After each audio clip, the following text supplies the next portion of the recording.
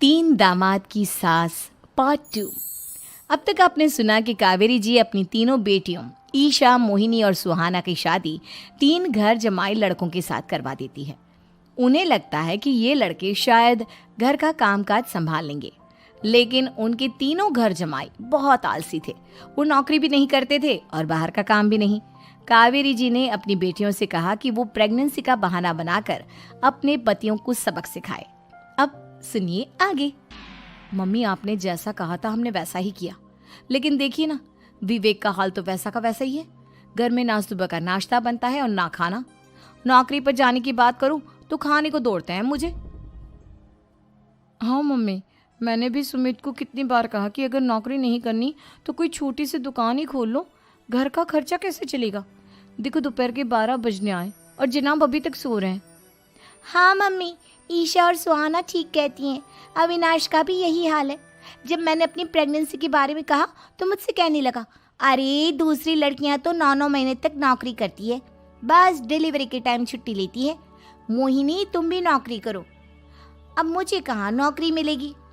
Mummy बताओ अब मैं क्या करूँ। हे भगवान, क्या सोचकर घर जमाई दामाद लाई थी मैं कि मेरी बेटियां मेरे पास रहेंगी और खुश रहेंगी, लेकिन इन आलसी दामादों ने तो हमारी जिंदगी को भी प्रॉब्लम में डाल दिया है। मैं तो कहती हूँ मम्मी, हम लोग वापस अपनी जॉब पर जाना शुरू कर देते हैं। बता देते हैं इन लोगों को कि हमने प्रेगनेंसी का बहाना किया है। नहीं नहीं बेटा, ऐसी गलती भी मत करना। अगर तुमने ऐसा किया तो इन तीनों की आदत और ख़राब हो जाएगी। अरे आज नहीं तो कल कभी तो तुम प्रेग्नेंट होगी, तब वापस यही प्रॉब्लम आएगी। तब क्या करोगी तुम तीनों। हाँ मम्मी, आपकी बात तो बिल्कुल सही है। इन लोगों को तो सुधारना ही पड़ेगा। लेकिन कैसे? अपने बच्चों के आने की खबर सुनकर भी इन लोगों पर कोई असर नहीं हो रहा। पैसे कमाने के लिए घर से बाहर निकलना ही नहीं चाहते ये तीनों। अब मेरे दिमाग में एक प्लान आया है। तुम तीनों चिंता मत करो, उन तीनों को बुलाओ, फिर मैं बात करती हूँ। थोड़ी देर बाद कावेरी जी अपने तीनों दामादों को सामने बुलाकर अपनी बात कहना शुरू करती हैं।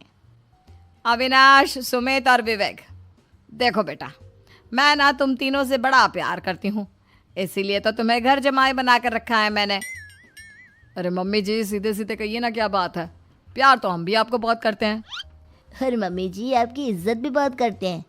अरे भाई, आपके जैसी सास और कमाने वाली बीवी सबको मिलती है क्या? हाँ मम्मी, विवेक और सुमित ठीक कह रहे हैं। आपकी बेटी से शादी करके मेरी तो ज़िंदगी ही अच्छी हो गई है। जानती हूँ मैं, और ये भी जानती हूँ कि तुम तीनों अपने अपनी बीवियों से बहुत प्यार करते हो। बेटा, बात ऐसी है कि हमारे कुल गुरु ने कहा है कि प्रेग्नेंट होने के बाद मेरी तीनों बेटियां शुरू के 4 महीने हमारे गांव में जाकर रहेगी, जहां मेरे चाचा जी रहते हैं।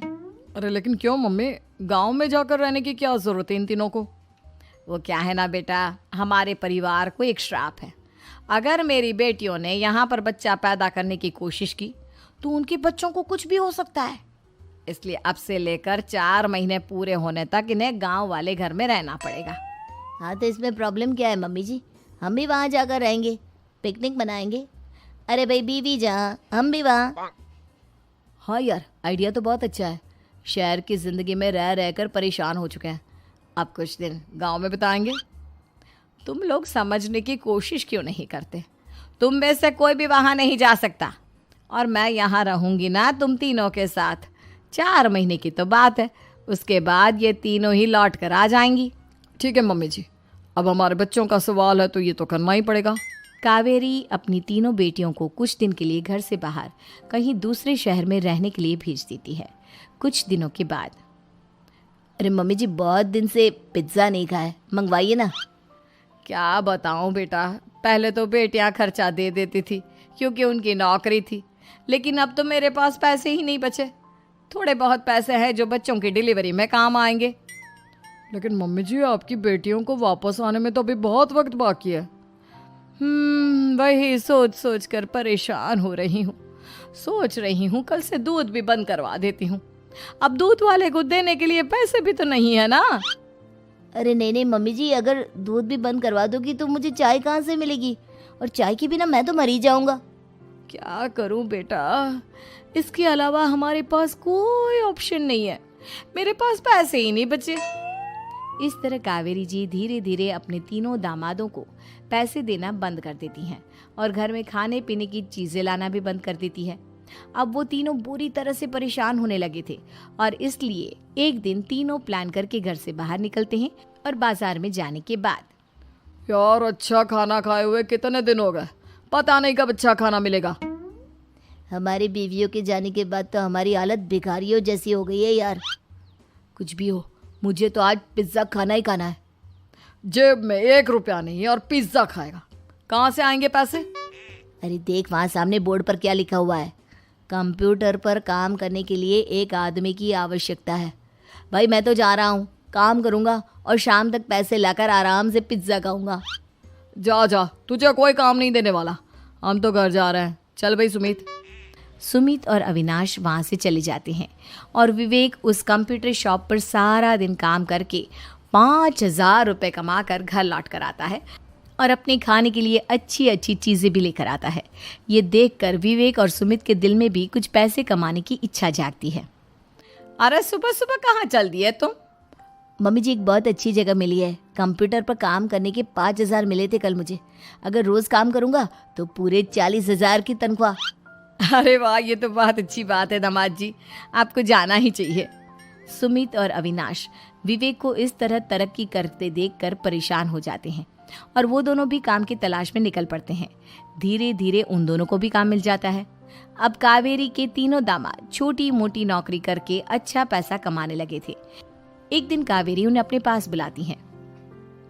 अरे वाह, विवेक 40,000 कमा लेता है, अविनाश 60,000 और सुमित तुम भी 40,000 के आसपास कमा ही लेते हो।